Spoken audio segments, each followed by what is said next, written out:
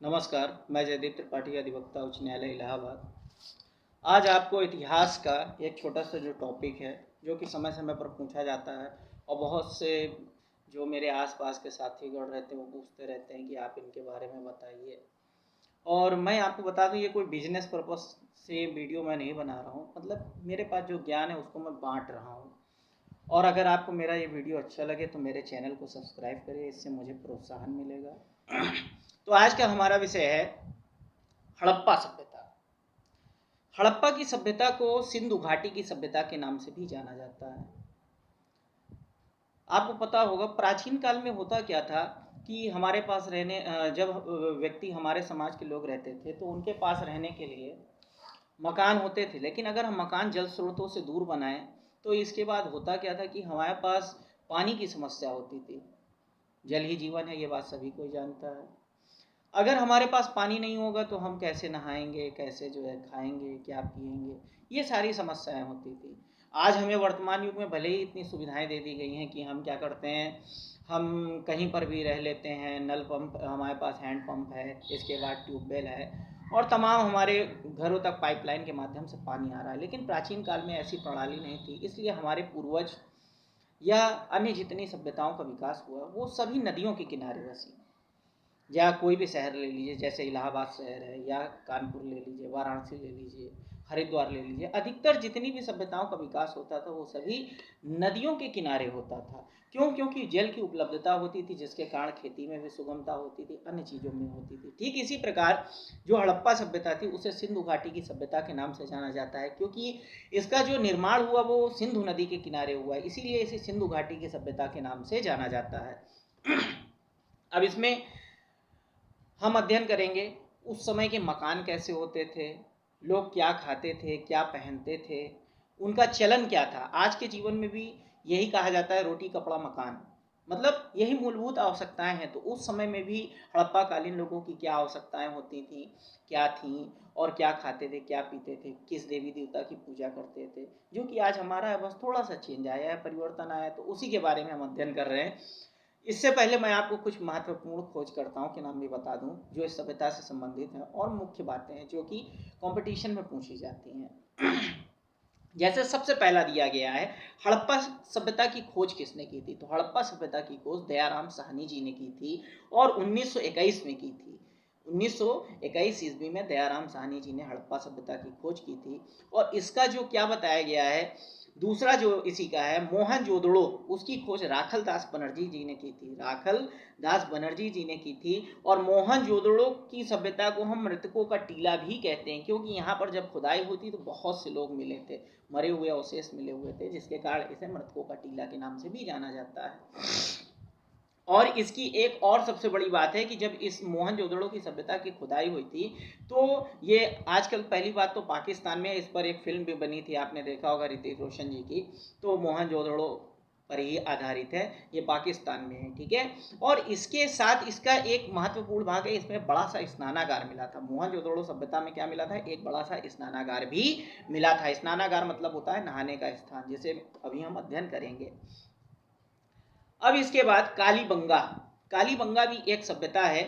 इसका क्या हुआ था, ये राजस्थान में मिली है, श्री गंगानगर से मिली है। कहाँ से मिली है? श्री गंगानगर से मिली है। और इसकी खोज इसकी खोज की थी अमलानंद घोष जी ने 1951 में। कब की थी? 1951 में अमलानंद घोष जी ने की थी। और ये मिली है श्री गंगानगर, राजस्थान से मिली है।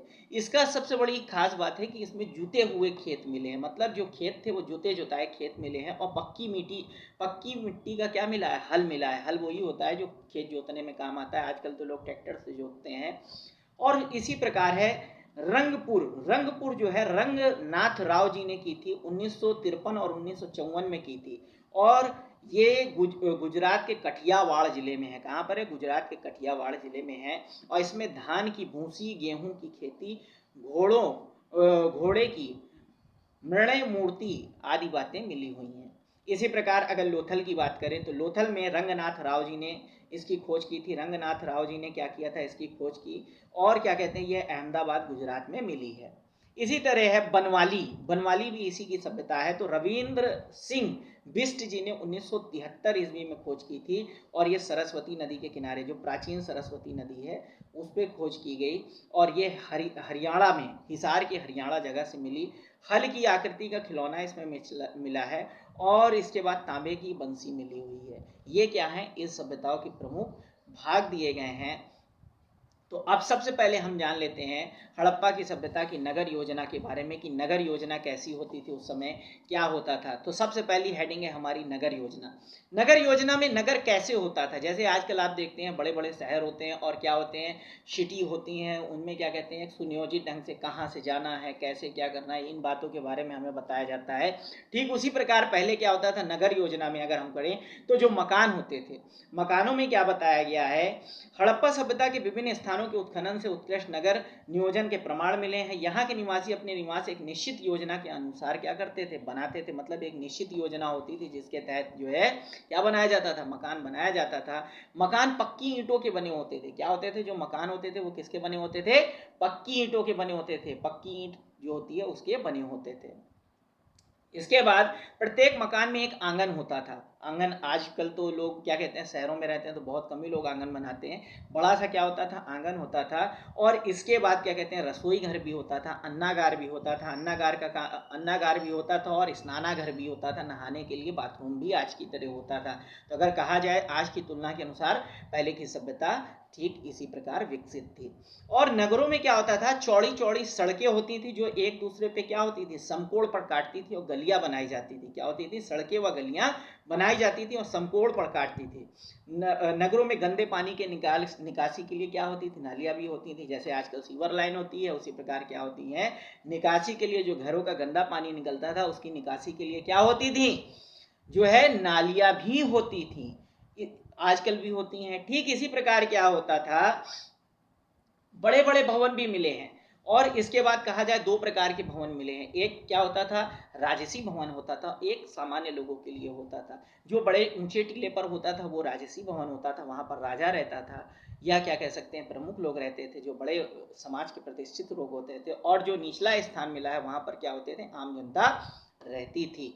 और इसके साथ साथ क्या है, इसमें अगर बात की जाए मोहनजोदड़ो में, तो मोहनजोदड़ो में एक बड़ा सा क्या मिला है, मोहनजोदड़ो में एक बड़ा सा स्नानागार भी मिला हुआ है। स्नानागार क्या होता था, पक्की ईंट का बना होता था। सार्वजनिक कहा जाए, सार्वजनिक तौर पे भी स्नानागार था, मतलब बड़ा सा स्नानागार था। वहां पर आमतौर पर क्या करते हैं, जो लोग होते थे नगर के वो क्या करते थे, नहाने के लिए जाते थे और पक्की ईंटों के होते थे। उसमें पानी निकासी की और क्या कहते हैं आने जाने, मतलब पानी के आने और जाने दोनों की व्यवस्था होती थी जो जलीय स्रोत से डायरेक्ट जुड़ा हुआ था। इसके साथ साथ क्या कहते हैं, ऐसा कहा जाता है ये। और फिर इसके बाद क्या कहते हैं, इसमें सीढ़ियां होती थी उतरने के लिए। तमाम जो है स्नानागार के बारे में वर्णन किया गया है। इसके साथ साथ क्या कहते हैं, यही मोहनजोदड़ो का स्नानागार क्या है, प्रसिद्ध है, कई बार क्वेश्चन पूछा जाता है। अब इसके बाद अगर हम सामाजिक जीवन के बारे में अध्ययन करते हैं, अगर हम सामाजिक जीवन के बारे में अध्ययन करें तो हड़प्पा सभ्यता में समाज शासन व महत्वपूर्ण कर्मचारी वर्ग, सामान्य वर्ग, श्रमिक वर्ग, कृषक वर्ग था। मतलब क्या होता था, शासक वर्ग होता था आज ही की तरह जो शासन करता था, ठीक है, जिसका काम क्या होता था, शासन प्रणाली संभालना होता था। फिर इसके बाद क्या कहते हैं, कर्मचारी वर्ग आते थे, उसके नीचे के जो अधिकारी होते थे राजा के, वो क्या करते थे, कार्य प्रणाली चलाने का काम करते थे। सामान्य वर्ग आता था, श्रमिक वर्ग आता था, सामान्य में नॉर्मल लोग आते थे। और इसके बाद श्रमिक वर्ग आता था। श्रमिक क्या करता था, मजदूरी का काम करता था। कृषक वर्ग क्या करता था, किसानी का काम करता था। तो ये सारी चीजें जो है इसमें मिली। और इस सभ्यता के लोग क्या करते थे, किसानी भी करते थे। इसके भी कई प्रमाण मिले हुए हैं, जैसा कि हमने बताया था कि जुते हुए खेत भी मिले हुए हैं, तमाम चीजें हैं। और इसके साथ गेहूं आदि के भी प्रमाण मिले हैं। ये लोग कपास की भी खेती करते थे। तो ये इससे पता चलता है कि इसमें कृषक वर्ग उस समय क्या था, ज्यादा विकसित था। और क्या होते थे, किसान भी इसमें उस समय जो है उन्नति प्राप्त कर रहे थे। और इसके साथ अगर हम देखें तो समाज की सबसे छोटी इकाई क्या होती थी, परिवार था। क्या था, परिवार जो है समाज की सबसे छोटी इकाई होता था। मातृ देवी की मिट्टी भी प्राप्त हुई है। मूर्तियों से समाज में नारी का महत्व व परिवार के मातृ सत्तात्मक होने का प्रमाण मिलता है। मतलब इस समय ये बताया जाता है कि जो मातृ देवी की मूर्तियां मिली हुई हैं और आदि बातों से पता चलता है कि उस समय जो परिवार होता था मातृ सत्तात्मक होता था। परिवार दो प्रकार के होते हैं, एक पितृ सत्तात्मक होता है, एक मातृ सत्तात्मक। पितृ सत्तात्मक परिवार परिवार उसे कहते हैं जिसमें पिता मुखिया होता है, और मातृ सत्तात्मक परिवार वे परिवार होता है जिसमें माता मुखिया होती है। तो मातृ देवी आदि चीज़ों की भी मूर्तियां मिली हैं, और कई ऐसे प्रमाण मिलते हैं जिससे ये पता चलता है कि हड़प्पा सभ्यता कालीन के जो परिवार थे वो क्या थे, मातृ सत्तात्मक होते थे। और इसके साथ साथ यहाँ स्त्री और पुरुष जो दोनों होते थे वो क्या होते थे, आपके आभूषण के प्रेमी होते थे। आभूषण मतलब पहनावे के आभूषण पहनते थे, ठीक है, आदि चीजें पहनते थे। एक मुद्रा पर ढोलक का चित्र मिला है, इससे यह भी पता चलता है कि ये लोग क्या करते थे, कला प्रेमी थे, संगीत के भी प्रेमी थे। और तमाम इसमें जो है क्या कहते हैं, कई ऐसी मुद्राएं हैं जिससे हमें अंकित चित्र मिले हैं, ठीक है, जिससे ये पता चलता है कि लोग चित्रकला के भी प्रेमी थे। और इसके साथ साथ जो है बड़ी बड़ी मूर्तियां मिली हुई हैं जिससे ये पता चलता है कि ये लोग क्या कहते हैं, कला के प्रेमी थे। संगीत शालाएं होती थी जिसमें समय समय पर क्या होते थे, नृत्य आदि चीज़ों का, संगीतों का आनंदन होता था जो कि इनका मनोरंजन का प्रमुख साधन था। तो ये क्या था, आपका सामाजिक जीवन था। नगर योजना हमने आपको बता ही दिया। मकान जो होते थे नगर योजना में, मकान पक्की ईंटों के बने होते थे, और इसके साथ साथ मकानों में आंगन तो होता ही था, इसके साथ साथ स्नानागार भी होता था, और इसके साथ खाने के लिए जो है रसोई घर भी होता था। और इसके साथ साथ मकान, कुछ मकान क्या कहते हैं एक मंजिला मिले हैं, और कुछ मकान क्या मिले हैं, 2 मंजिल भी मिले हुए हैं, ठीक। तो ये नगर योजना में क्या कहते हैं, मकानों के बारे में भी था, सामाजिक जीवन के बारे में भी बता दिया। अब हम अगला पढ़ते हैं, आर्थिक जीवन क्या था उस समय। आर्थिक मतलब होता है जो धन से संबंधित हो, अर्थ से संबंधित हो। तो हड़प्पा सभ्यता में आर्थिक जीवन कैसा था, इसके बारे में जानिए। हड़प्पा सभ्यता के लोगों का मुख्य व्यवसाय कृषि था। आपको पता ही है पहले जमाने में लोगों के पास क्या है, कोई खास काम धंधे तो होते नहीं थे, तो वो लोग क्या करते थे, किसानी करते थे। भारत भी कृषि प्रधान देश है, ये हमारे लिए सम्मान की बात है। तो क्या है कि कृषि उस समय जो है हड़प्पा काल में लोगों का क्या होता था, प्रमुख व्यवसाय होता था, किसानी करते थे। और ये लोग क्या करते थे, गेहूं है, चावल है, बाजरा है, चना है, दाल है, तिल है, क्या करते थे, आदि चीजों की खेती भी करते थे। और अभी अभी हमने आपको बताया था जो कालीबंगा है, कालीबंगा में क्या मिला है, जुते हुए खेत भी मिले हैं, जो इस बात का साक्ष्य बताते हैं। ये लोग क्या करते थे, व्यापार भी करते थे। पश्चिम एशिया के अनेक देशों के साथ इनका क्या होता था, व्यापार भी होता था। इसके अतिरिक्त इस सभ्यता के लोग उद्योग धंधे में भी लगे रहते थे। मिट्टी व धातु कि ये बर्तन बनाना, आभूषण बनाना, औजार बनाना आदि क्या कहते हैं, तौल के लिए बाटों का भी ये क्या करते थे, प्रयोग करते थे। तो हमने बताया कि ये क्या करते थे, बड़े बड़े मिट्टी के बर्तन भी बनाते थे, मूर्तियां भी बनाते थे, तौलने के जो बाट होते थे वो भी क्या करते हैं, ये बनाते थे। आदि चीजें क्या थे, इनकी प्रमुख बातें थी जो क्या बताती हैं, इनकी उस समय के आर्थिक स्थिति के बारे में बताती हैं। इसके साथ साथ और जो महत्वपूर्ण क्वेश्चन कभी कभी आपके पूछ ले जाते हैं कि मतलब हम कैसे कह सकते हैं कि उस समय जो परिवार था वो मात्र सत्तात्मक होता था। तो हमें जो खुदाई की मूर्तियां मिली हैं उससे ये पता चलता है कि उस समय परिवार क्या होता था, मात्र सत्तात्मक होता था। इसके साथ साथ इसमें यह भी है, जो मिट्टी के बर्तन होते थे उस पर किस रंग का प्रयोग होता था, तो जो मिट्टी के बर्तन होते थे सामान्य तौर पर उन पर लाल रंग का प्रयोग होता था। या हमसे ये भी पूछा जा सकता है कि उस समय कौन कौन से अनाज ये लोग किसानी में उगाते थे, तो गेहूं है, जौ है, और इसके बाद मटर है, राई है, तिल है, चावल है, तरबूज आदि को भी ये क्या करते थे, उगाते थे। और इसके साथ साथ ये भी पूछा जा सकता है जो आभूषण थे वो कैसे बनते थे, किस चीज के बने होते। तो स्त्री तथा पुरुषों में बहुमूल्य धातुओं से बने आभूषण क्या होते थे, मुख्य रूप से सोने के बने हो सकते थे, चांदी के होते थे, और हाथी के दांत के बने होते थे, तांबे के बने होते थे। सीपियों से निर्मित आभूषण मुख्य रूप से प्रचलित थे। और अभी इसमें क्या कहते हैं, एक और महत्वपूर्ण था जो मनका होता है, मनका एक रत्न होता है, उससे भी क्या कहते हैं, हार जो है बनाए जाते थे उसमें। ये आभूषण के बारे में बता दिया। इसके साथ साथ अगर आप देखें जो आर्थिक जीवन हमने बताया है, आर्थिक जीवन में आपका किसानी आ जाती है, सारी चीजें आ जाती है। मुख्य रूप से 9 फसलों की अब तक क्या हो चुकी है, जो सिंधुकालीन में थी पहचान हो चुकी है। और इसके बाद सबसे पहले कपास पैदा करने का श्रेय सिंधु घाटी सभ्यता के लोगों को ही दिया जाता है। मतलब उस समय लोग क्या करते थे, कपास भी बनाते थे, कपास का उत्पादन होता था। याद रखिएगा, क्वेश्चन जरूर पूछा जाता है कि सिंधु घाटी के सभ्यता के लोग कपास का भी उत्पादन करते थे। और इसके साथ साथ क्या कहते हैं, कपास से क्या करते थे, ये वस्त्र भी बनाते थे। और एक क्वेश्चन और हमने आपको जब अभी थ्योरी बताई थी तो उस समय ये भी बताया था कि मोहनजोदड़ो जो में स्नानागार मिला हुआ है उसकी लंबाई चौड़ाई क्या है, तो जिसके मध्य स्थित स्नान कुंड है 11.88 मीटर लंबा है और 7.01 मीटर चौड़ा है और 2.43 मीटर गहरा है। फिर से एक बार सुन लीजिए, स्नान कुंड जो है 11.88 मतलब 11.88 मीटर लंबा है और 7.01 मीटर क्या है, चौड़ा है और 2.43 मीटर क्या है, गहरा है। जो क्या होता था, इसका प्रयोग अनुष्ठानिक क्रियाकलापों के लिए भी किया जाता था। ठीक, ये चीज हो गई। तो हमने आपको नगर योजना बता दी, नगर योजना के बाद मकान के बारे में बता दिया, फिर इसके बाद आर्थिक स्थिति कृषि प्रणाली के बारे में बता दिया। अब इसके बाद देखिए इसमें कहा क्या जाता है, और एक चीज बताई जा रही कि उस समय का जो दाह संस्कार होता था, ठीक है, जैसे आज भी होता है, लोग क्या करते हैं, कुछ लोग गाड़ते हैं, कुछ लोग कुछ लोग दफनाते हैं, कुछ लोग जलाते हैं, तो कुछ लोग क्या करते हैं, जल में भी समाधि दे देते हैं, तो तमाम चीजें होती हैं। इसी प्रकार उस समय क्या प्रणाली प्रचलित थी, तो उस समय अगर कहा जाए तो मृतकों के अंतिम संस्कार की 3 विधियां प्रचलित थी। कितनी?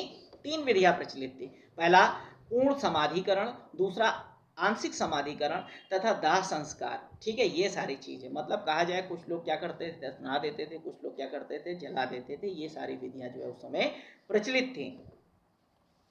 अब इसके बाद अगर हम अध्ययन करें, अगला जो हमारा टॉपिक है कि कला, उस समय की कला क्या थी, तो अभी हमने आपको बताया था कि मूर्ति चित्रकला, मूर्तिकला, ठीक है, संगीत कला आदि कलाएं जो है उस समय प्रचलित थी। ठीक है, हड़प्पा सभ्यता के लोगों ने कला के क्षेत्र में बहुत उन्नति की थी।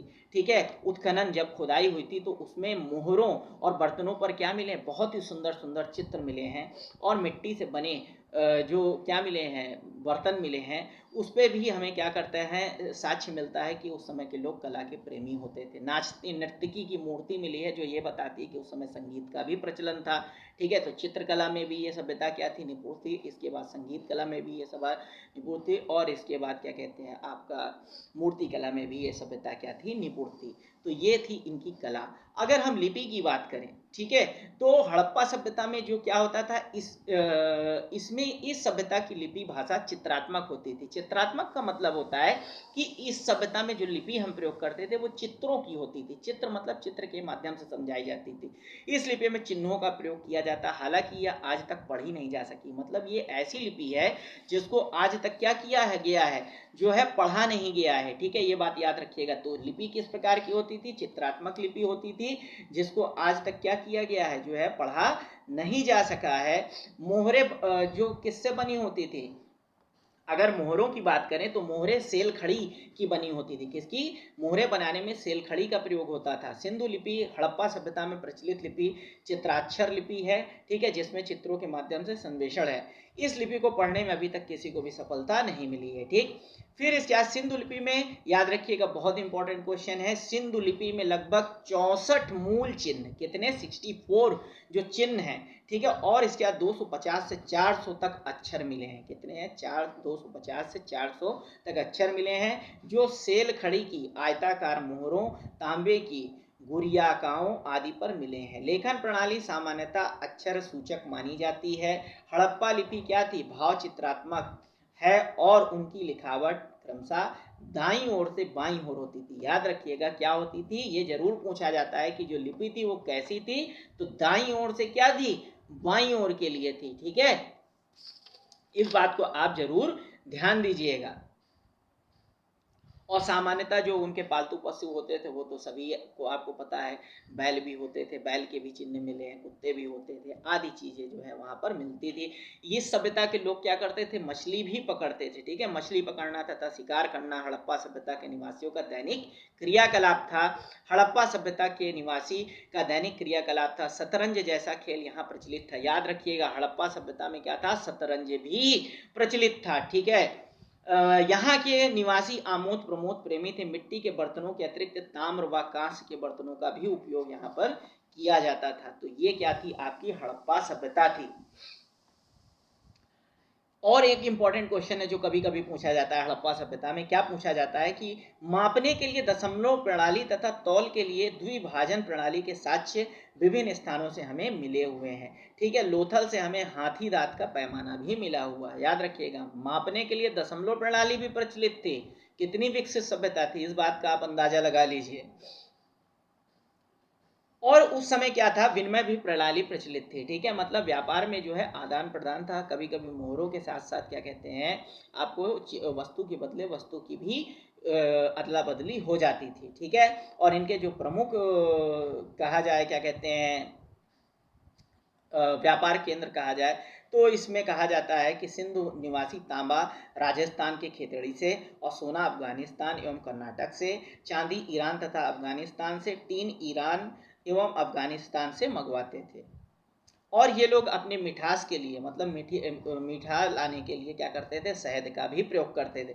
याद रखिएगा, क्वेश्चन पूछा जाता है कि तांबा कहाँ से लाते थे, तो राजस्थान के खेतड़ी से लाते थे, सोना अफगानिस्तान से लाते थे और कर्नाटक से लाते थे, चांदी ईरान से और अफगानिस्तान से लाते थे, टीन ईरान एवं अफगानिस्तान से लाते थे, और ये मिठास के लिए किसका प्रयोग करते थे, शहद का भी प्रयोग करते थे। अब बात की जाए अन्नागार की, तो नगर योजना, सबसे पहले हमने भवन निर्माण बता दिया, भवन निर्माण के बाद उनकी क्या कहते हैं, जो भवन निर्माण के बाद सामाजिक जीवन बता दिया, कहते कैसे रहते थे, क्या खाते थे, क्या पीते थे, ठीक है। फिर उसके बाद हमने आर्थिक जीवन उनका बता दिया, क्या व्यापार होता था, मुख्य रूप से कृषि प्रधान होता था, ठीक है, व्यापार भी करते थे। इसके साथ साथ हमने आपको कला के बारे में भी बता दिया।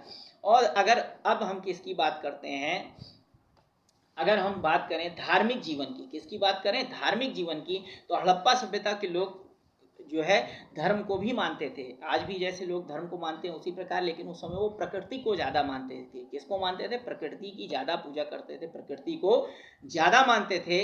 मातृ देवी की पूजा करते थे, किसकी पूजा करते थे, मातृ देवी की पूजा करते थे, तथा शिव की भी उपासना करते थे। शिव की उपासना जिस रूप में करते थे उसे हम पशुपति कहते हैं। किसे कहते हैं, पशुपति कहते हैं, ठीक है।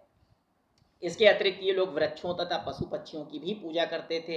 इनके धार्मिक जीवन में पवित्र स्नान तथा जल पूजा का भी विशेष महत्व था, ठीक है। एक मूर्ति मिली, एक मतलब चित्र मिला हुआ है जिसमें क्या कहते हैं, वृक्ष में से एक देवी निकली हुई है। इससे ये पता चलता है कि ये लोग क्या करते थे, प्रकृति की भी पूजा करते थे।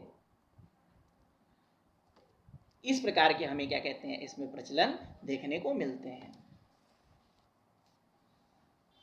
अगर हम आगे अध्ययन करें तो एक विषय और हमारे लिए महत्वपूर्ण है। सबसे पहला कि जब लोग क्या करते थे, हड़प्पा सभ्यता में दफनाते थे तो उसके साथ क्या क्या होता था, कई बार क्वेश्चन पूछा जाता है। तो इसमें क्या होता था, जब लोग क्या करते थे, हड़प्पा कालीन लोग क्या करते थे, अपने शवों को दफनाते थे, तो शव दफनाते समय क्या करते थे, उनके साथ जो है कभी कभी कोई जानवर जो उनका प्रिय होता था, जैसे कुत्ता, ठीक है, कुछ जगह खुदाई में कुत्ते मिले हुए हैं, कुछ जगह बकरी के सींग मिले हुए हैं, ठीक है। तो क्या करते थे, कुत्ता है, और इसके साथ साथ खाने पीने की चीज़ें, गेहूँ, और इसके साथ साथ क्या कहते हैं, आपका कपड़ा और गहने आदि चीज़ें भी क्या करते थे, दफना देते थे। कई जगह खुदाई से इसके भी प्रमाण मिले हुए हैं। अब हमारा अगर अंतिम टॉपिक पे अगर हम आए, अंतिम जो हमारा विचार है, अंतिम टॉपिक में अगर हम आते हैं तो सबसे पहले पढ़ते हैं कि सभ्यता का अंत कैसे हुआ, ये सभ्यता कैसे नष्ट हो गई या खत्म कैसे हुई, किस प्रकार नष्ट हुई। तो ये सबसे बड़ी बात है हमें सोचने की, इतनी विकसित सभ्यता थी, आखिर ये कैसे खत्म हो गई, और आज हमारी वर्तमान स्थिति भी ऐसी है, क्या हमारा भी ऐसे ही अंत हो सकता है कभी? तो क्यों नहीं हो सकता है, होना भी संभव है, क्योंकि आज क्या किया है हमने, प्रकृति के साथ छेड़छाड़ की है और तमाम चीज़ें की हुई हैं। तो अगर हम इसमें क्या कहते हैं, सबसे पहले इसके अंत का कारण जाने तो महामारी। बहुत से विद्वानों का, वैज्ञानिकों का मानना है, शोधकर्ताओं का मानना है कि उस समय महामारी प्रचलित हुई, ऐसी महामारी हुई जिसने क्या किया, इस सभ्यता को पूरी तरह से ख़त्म कर दिया। जैसे अभी वर्तमान में आपने देखा था कोरोना महामारी आई हुई थी, इसी प्रकार उस समय तो इतना तेज टेक्नोलॉजी तो थी नहीं कि हम तुरंत टीका बना लेंगे, तमाम चीज़ें थी। तो इसी प्रकार की महामारी आई होगी जिसके कारण इस सभ्यता का अंत हो गया। जो बचे कुछ लोग होंगे वो दूसरी जगह चले गए होंगे। कुछ लोगों का मानना है बाढ़, मतलब ये सभ्यता नदी के किनारे थी, इतनी भयंकर बाढ़ आई हुई होगी जिसके कारण इस सभ्यता का पूरा क्या हो गया होगा, अंत हो गया होगा। जो बचे लोग होंगे वो हो सकता है दूसरी जगह चले गए हों। जलवायु, जलवायु परिवर्तन भी क्या है, प्रमुख कारण है। कहा जाता है कि जलवायु ने अपना रूप बदल दिया होगा, हो सकता है फसलों को उगाने में या अन्य चीज़ों में कठिनाई हुई होगी जिसके कारण क्या होगा, इस सभ्यता का अंत हो गया होगा। और बांध, कुछ लोगों का, विद्वानों का ये भी मानना है कि जो नदी का बांध था इस पर बनाया गया था, वो बांध क्या हो सकता है, क्षतिग्रस्त हो गया हो, टूट गया हो, जिसके कारण भयंकर बाढ़ आई हुई हो और ये सभ्यता का अंत हो गया हो। नदियों का मार्ग बदलना हो सकता है, समय समय पर नदियाँ मार्ग बदल देती हैं और नदियों ने अपना मार्ग बदल दिया, जल स्रोत बदल दिया और जिसके कारण पानी की कमी हो गई हो, और या हो सकता है कि नदी बदल करके पानी जो है नगर से ही बहने लगी हो, तो दोनों चीज़ें हो सकती है ना। तो इसके बाद क्या हुआ, हो सकता है सभ्यता का इस प्रकार अंत हो गया। भूकंप, कुछ लोगों का मानना है कि भूकंप आया होगा, जो भूकंप इतना भयंकर रहा होगा जिसने पूरी पृथ्वी को उस समय हिला दिया होगा, जिसके कारण सभ्यता का अंत हो गया होगा, ये सभ्यता जमीन में दब गई होगी। बहुत से लोगों का मानना है कि मोहनजोदड़ो जैसी सभ्यता, आदि सभ्यताएं जो है मलेरिया जैसी बीमारी से संक्रमित हो गई, ग्रसित हो गई, जिसके कारण क्या हो गया, इस सभ्यता का अंत हो गया। तो ये था इस सभ्यता के अंत के बारे में जो हमने पढ़ा। अब कभी कभी क्या होते हैं, कुछ क्वेश्चन और भी होते हैं जो इम्पोर्टेंट उभर कर आते हैं, जैसे उस समय की जो जल निकासी प्रणाली थी वो आज की प्रणाली से कैसे महत्व रखी है। तो अगर आज का हम सीवर सिस्टम देखें या जल निकासी प्रणाली देखें तो क्या होता था, पहले ज़माने में भी, इसी में हड़प्पा सभ्यता में भी क्या होती थी, जो नालियाँ घर से निकलती थी वो नालियाँ सीधे जाकर के कहाँ मिलती थी, जो बाहर की बड़ी नाली होती थी उसमें जाकर के मिलती थी। और कुछ दूरी पर क्या होते थे, आयताकार गड्ढे बनाए जाते थे जहाँ पर पानी, जैसे आज हम सीवर का चैम्बर बनाते हैं उसी प्रकार वहाँ पे भी क्या कहते हैं, पानी एकत्रित हो जाता था। और एकत्रित होने के बाद क्या होता था, वो पानी आपका आगे की ओर बढ़ जाता था और जो शहर का बड़ा नाला होता था, मुख्य नाला होता था, उसमें जाकर के मिल जाता था और फिर इसके बाद उसे शहर से बाहर जाकर के इकट्ठा किया जाता था। बहुत से लोग पूछते हैं क्या नालियाँ ढकी होती थी, तो हाँ, नालियाँ क्या होती थी, ढकी होती थी ताकि उसमें गंदगी न फैले। और जो शहर का कूड़ा होता था, जैसे आज हमारे यहाँ क्या कहते हैं, कूड़ा इकट्ठा किया जाता है एक स्थान पर, उसी प्रकार क्या कहते हैं, जो घर का कूड़ा होता था वो एक स्थान पर ले जाकर के एकत्रित किया जाता था, बड़े बड़े कूड़ेदानों में एकत्रित किया जाता था। तो ये सभ्यता इस प्रकार क्या थी, बहुत ही महत्व रखती है हमारे लिए। और बाकी हमने आपको मनोरंजन के साधन बताए दिए। मनोरंजन के साधन में संगीत हो गया, आपका शतरंज हो गया, तमाम चीज़ें जो है उस समय प्रचलित थी। अगर मेरा वीडियो आपको पसंद आया हो तो मेरे चैनल को सब्सक्राइब करिए, लाइक करिए और वीडियो को शेयर करिए ताकि मेरा ज्ञान बहुत से लोगों तक पहुंच सके। आप अगर मेरे चैनल को सब्सक्राइब करेंगे तो ही मेरा क्या होगा, प्रोत्साहन बढ़ेगा, मुझे लगेगा कि हाँ कोई देखता है और इसके बाद क्या कहते हैं मैं आगे कर पाऊँगा। आपके जो और भी क्वेश्चन हो जो आप ना समझ पा रहे हो वो कमेंट बॉक्स में आप लिख सकते हैं। और जब आप सब्सक्राइब करिए तो कमेंट बॉक्स में अपना नाम भी लिख दीजिए, जिससे मुझे ये पता चल सके कि कौन मेरा, मतलब किसने सब्सक्राइब किया है। जय हिंद, जय भारत, नमस्कार।